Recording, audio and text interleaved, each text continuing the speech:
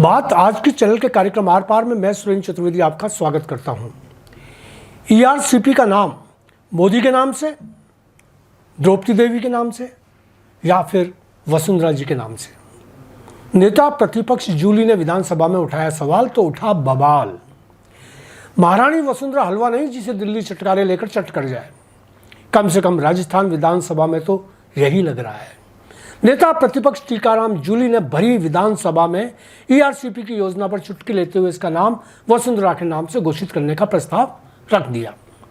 यहां बता दूं कि मुख्यमंत्री भजनलाल और उनके समर्थक चाहते हैं कि योजना का नाम प्रधानमंत्री मोदी के नाम से घोषित हो।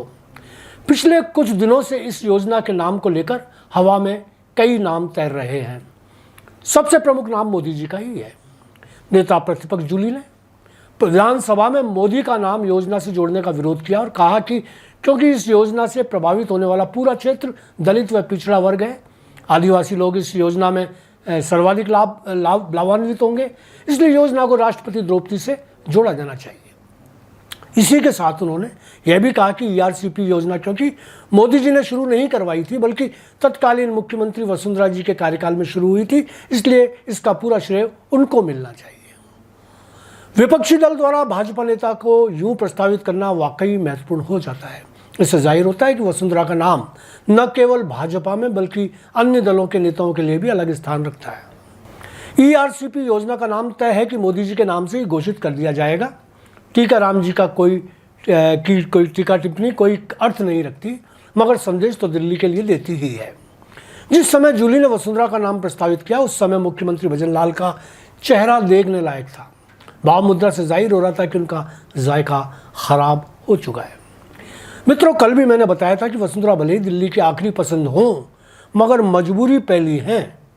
मोदी और शाह को फूटी आंख पसंद नहीं आने वाली महारानी ने अपना जलवा उनको बर्फ में लगाने वाली तमाम कोशिशों के बावजूद जिंदा रखा है। पूर्व भाजपा प्रदेश अध्यक्ष डॉक्टर सतीश पूनिया के कार्यकाल में महारानी के साथ जो बदसलूकियां की गई, राजेंद्र राठौड़ ने जिस तरह उन पर सियासती हमले किए या करवाए वह किसी से छुपे नहीं। यह खुला सत्य है कि वसुंधरा पर जितने हमले हुए उतनी ही ज़्यादा शक्ति संपन्न हुई। जनता में उनका क्रेज बढ़ा। इसके पीछे उनका औरत होना भी काम आया। एक अकेली औरत पर हो रही ज्यादतियों से आम इंसान उनसे न चाहते हुए भी जुड़ गया। ऐसे लोग जो वसुंधरा के विरुद्ध विचार रखते थे वे भी पूनिया और राठौड़ की कटुतापूर्ण व्यवहार से उनके प्रति सद्भावना रखने लगे। अब जबकि टीकाराम जूली ईआरसीपी का नाम वसुंधरा के नाम से घोषित करने का प्रस्ताव रख रहे हैं, तब भी वह भली बात ही जानते हैं कि ऐसा नहीं होगा। उन्हें पता है कि नाम तो मोदी जी का ही जुड़ेगा, मगर जनता में एक बार फिर वह शगुफा छोड़ने में कामयाब हो गए हैं। जनता को लगेगा कि वसुंधरा ही योजना की असली सूत्रधार हैं, उनका नाम ही आना चाहिए था, मगर मोदी जी ने नाम नहीं आने दिया। अब जबकि वसुंधरा जी चुपचाप अपनी अस्मिता को समेट कर बैठी हैं, मुझे ये शेर याद आ रहा है। कटी पतंग का रुख अपने घर की जानिब था, कटी पतंग का रुख अपने घर की जानिब था, उसे भी लूट लिया लंबे हाथ वालों ने। आज इतना ही, धन्यवाद।